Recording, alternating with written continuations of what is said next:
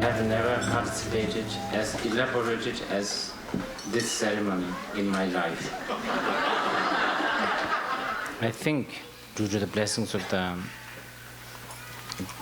gurus, and also due to your merit and aspiration, everything from the top until the end materialized auspiciously. So now just a few last words, although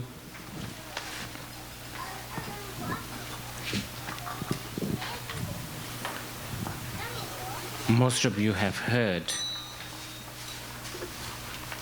advices and teachings many times. This will be just a short reminder. Previously, Zangdog Rinpoche and Ojin Tobje Rinpoche have mentioned about how important, how difficult it is to continue the spirit of the Lama, especially after the Lama has passed away. And this is a very important point. And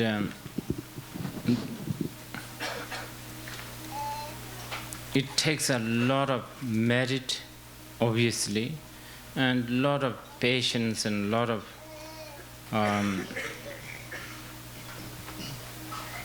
sober thinking to maintain this kind of continuity.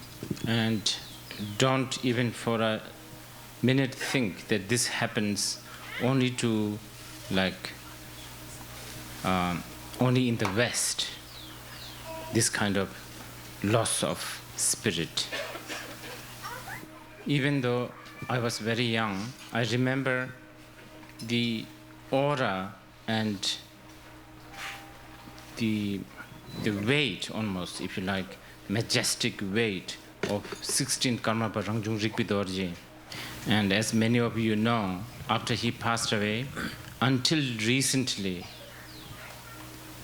there was a lot of struggle. It is just so amazing that the Kamsang lineage does still continue even with all that problem. Some of you may know, just the day before I came to Brazil, I was in Halifax, the last seat of the Chogyam Trungpa Rinpoche. And as many of you know, Trungpa Rinpoche, during his short time, and I mean quite short because he died at the age of my age today, and he achieved some amazing, just almost inconceivable achievement introducing the Buddha Dharma in the West. After he passed away, as some of you we know, there has been a lot of struggle, and I think the struggle continues, unfortunately. I don't know what reason, but for whatever reason, something different is going on with the Changdu Rinpoche and his disciples. The spirit doesn't seem to have lost. And this is not something that easily can be easily created. Must mean that you have some amazing merit. Relatively speaking, you have quite a good spiritual air. In Jigme Rinpoche, there's the physical air and the Dharma air in combine. I kind of secretly hope that he keeps beard and long hair, because other day when he sang some of the chant, there were many moments that his voice, the tone of his voice was just like a replica of his father. And recently I was in California, and I've observed a lot of inspiring project that he's initiating. Then You have Khando, also spiritual heir, and Rinpoche's consort. Now, both Jigme Rinpoche and Khando, I have observed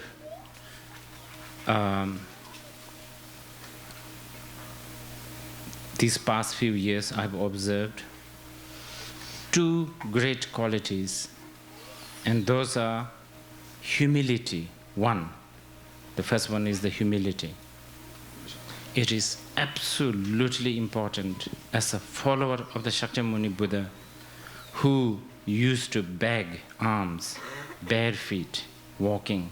Humility is one of the most important, noble wealth for the Bodhisattvas. And their humility is not one of those grand Tibetan show of humility. Their quality of humility alone is something that you followers can take as an example. And this is, I want to really stress this because humility is one thing that, especially within the Tibetan Buddhism, we are forgetting, especially by the lamas, myself included. The second quality that I have noticed with Jigme Rinpoche and Khando is devotion towards their guru. That is yet again absolutely important, especially if you're a tantric practitioner. Today, this, in our modern age, we have this tendency of not giving credit to others. I have noticed that many times, not only we don't have devotion towards our Guru wholeheartedly from the depth of our heart, we tend to deliberately not give credit to our Gurus. I'll say something about Surya Das. He's a good friend of mine, so I'm not backbiting. I hope he will hear this. I hope the CD will arrive on his door. He could mention his gurus much more. We have to really give credit to our guru, so much so that even having the ability to have devotion to, even the ability to have the devotion, that even that credit we should give it to the guru. So I think that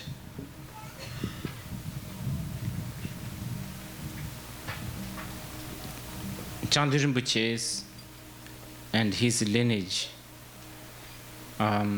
worldly speaking, I can say, we are lucky that you have Jigme Rinpoche and Khando. Under their guidance, I must also say that all the other lamas who are working in different parts of the world, they seem to show a lot of cooperative. And this is a very good news. When I was in Sao Paulo, I was very inspired by what Lama Tsering has done as a continuation of Chandra Rinpoche's activity there. Then, of course, our ever sexy Lama Sherab, her dedication to everything is still amazes me.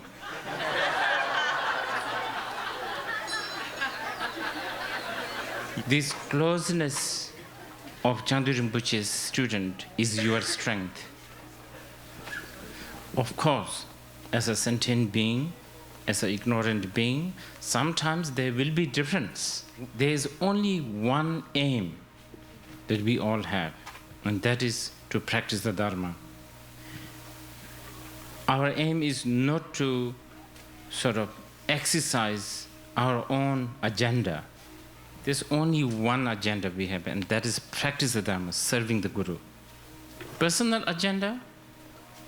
Anyway, Even if you have created even managed to create a lot of, amazing things, when you die, you have to leave all of this behind. So if you remind yourself this one agenda, I think this closeness, this togetherness will go on. But of course, there will be obstacles. Obstacles is their job. They have to play their part. Obstacles, they come from the least expected place. Never think that they will come with a horn and fang and tails. For instance, obstacles can come from the Tibetan lamas. You all have received so many teachings from Chandu Rinpoche. You can basically use that for next 500 lifetimes. I think it may be something to do with a geographical reason. Tibetans are kind of sectarian. I'm not even talking about a sectarian between, Buddhist and Hindus, or Sakyapas and Gelupas and Nyingmapas. I'm talking about within the Nyingmapas, there's also sectarian problem. If you go to Dujom people, they will say there is the best. All the others are almost as rotten. Dujompas, on my left. On my left.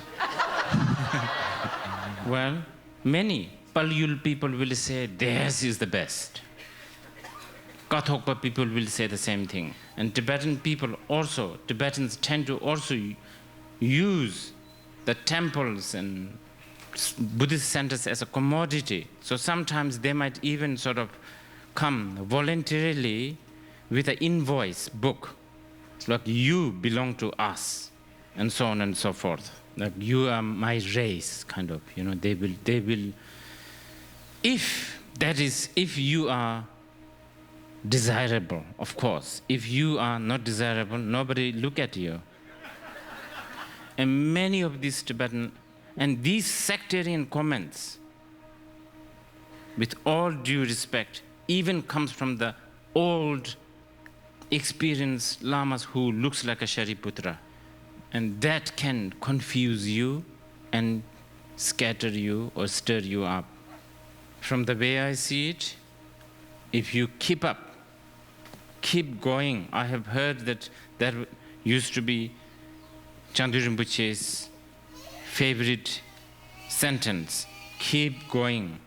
If you keep going, what you have been doing with this closeness, with the humility, and with the devotion towards the Guru and the Dharma, I'm sure, I have no doubt that this will benefit. And I think that's about all I have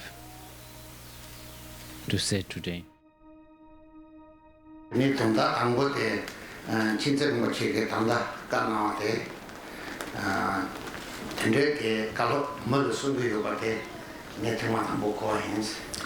the first time that Rinpoche has heard such advice that Rinpoche has given to others.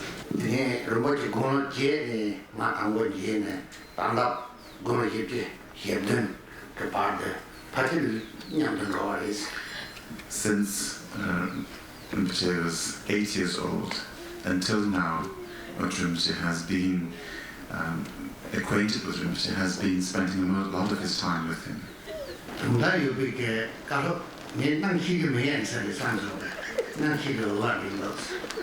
Rinpoche said that so far he had thought that Rinpoche doesn't know how to give useful advice. Actually he does.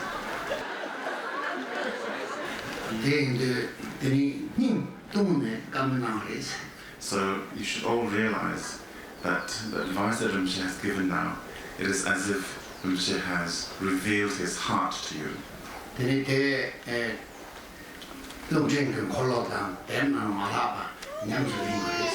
So at what Rinpoche has said, you have to make sure that it does not stay in your MP3 files, nor on your papers, on your notebooks.